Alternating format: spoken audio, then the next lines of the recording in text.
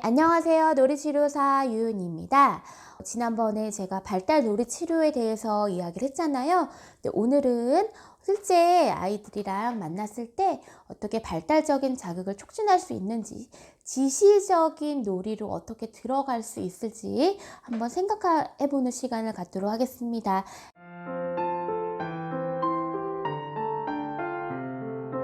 일단 현장에서 만나는 아이들이 언어에 문제가 있는 아이들도 있고요.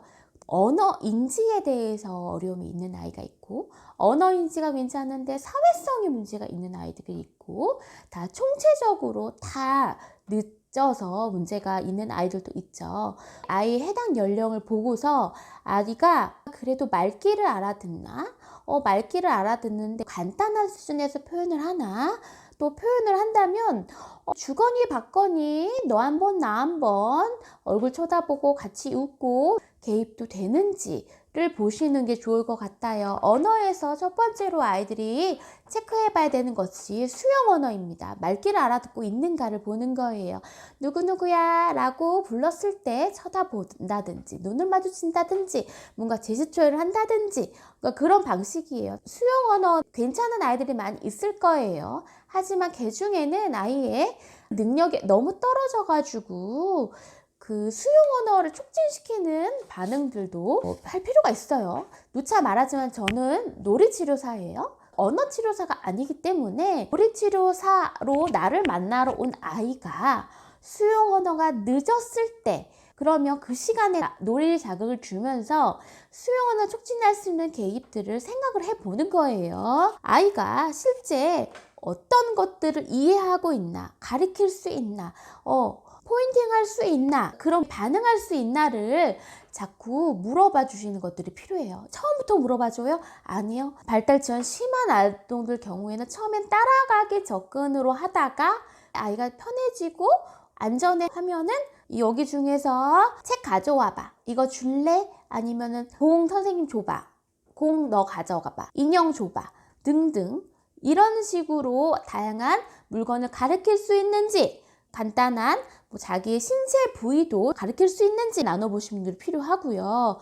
그 다음에 좋아하는 놀이를 초반에는 선택을 하게 하고 그 놀이를 지적하면서 공이라고 말해주는 거, 선생님 뭐라고 했지? 같이 따라하는 거, 표현해보는 것들도 필요할 수 있을 것 같습니다. 두세 가지 정도 지시 수행하는 것도 해볼 수 있어요. 옆에, 위야, 많이, 작아, 커 이런 거 있잖아요. 약간 인지랑 연관이 되어 있지만 이런 것들도 나눠볼 수 있고요. 그래서 일단 언어적인 자극들을 아이가 이해할 수 있을 만한 용어들로 간단한 수준에서 이야기를 해주시면 좋을 것 같아요. 그러다가 언어를 동작과 함께 가르쳐 줄 필요가 있어요. 깡충깡충 빙글빙글 이렇게 하면서 할 수도 있고 거북이는 엉금엉금이라고 할 수도 있죠.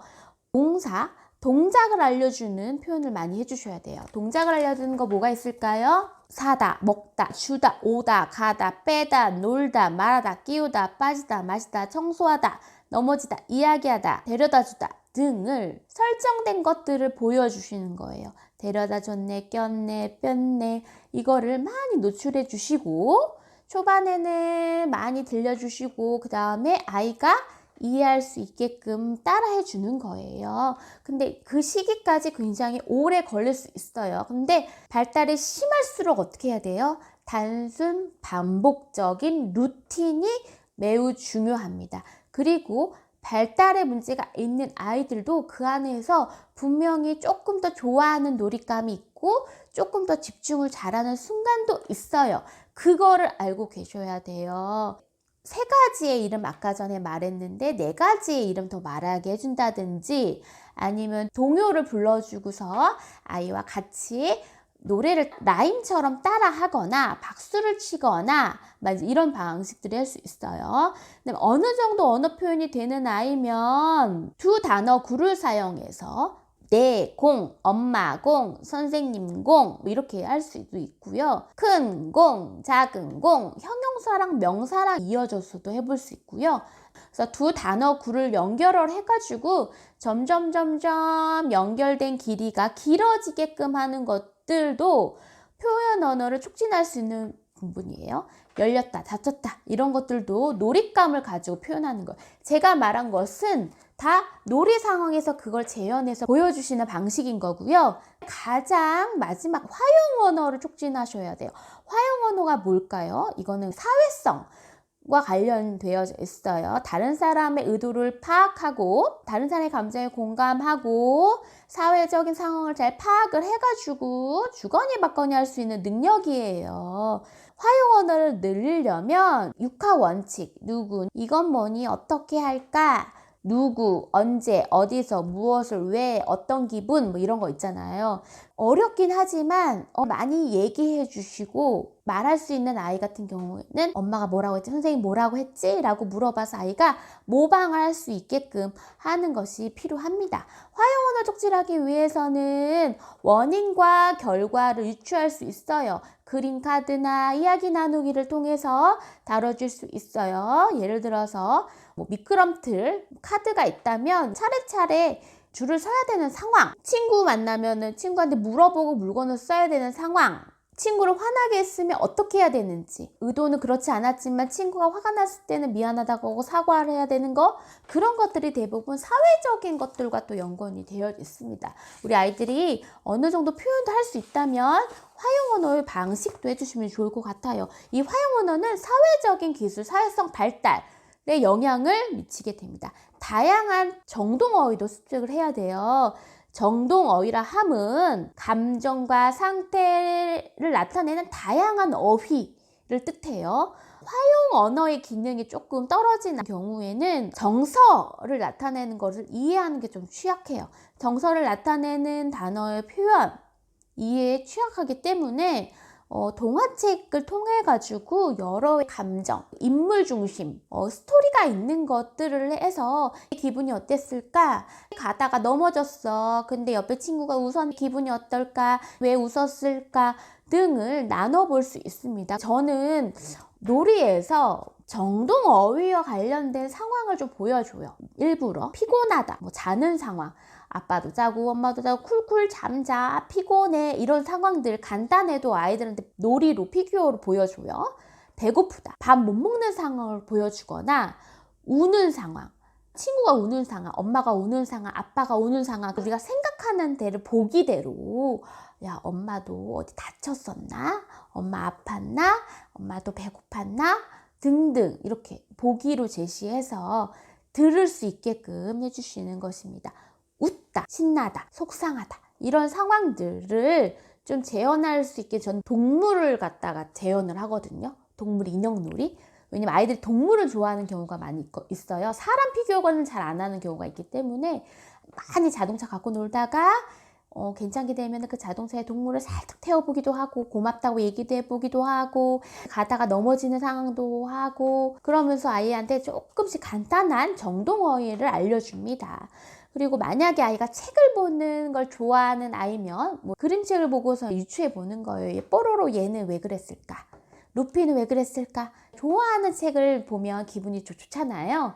그래서 아이한테 언어적으로 촉진할 수 있는 반응은 많은데 단계적으로 한 가지씩, 또 그 한 가지를 많이 여러 번 반복적으로 해야 될 것 같아요.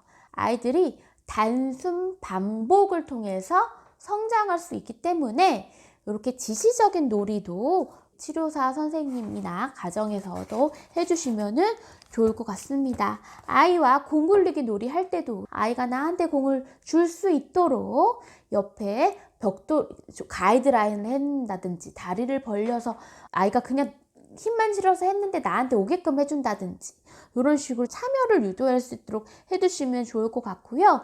저는 아이가 블럭을 갖고 놀더라도 그 옆에 아이가 관심 없어 해도 큰 인형, 너만한 인형이 있다면 그것도 같이 옆에다가 놔둬요. 얘도 구경하러 왔나 봐. 얘도 보고 있다 라고 알려주는 거. 역할놀이, 화용 언어의 표현 알려주기 위해서 아이야 좀 상상할 수 있게끔 해주기 위해서 하는 거예요. 옆에 인형을 세팅해 놔가지고 아이가 익숙해지도록 만드는 것도 놀이의 방법 중에 하나가 될 수 있습니다. 인형이나 부드러운 장난감을 가지고 놀이를 하는 것이 또 필요해요. 왜냐면 인형은 부드럽다, 이 정동 어휘를 배울 수 있잖아요.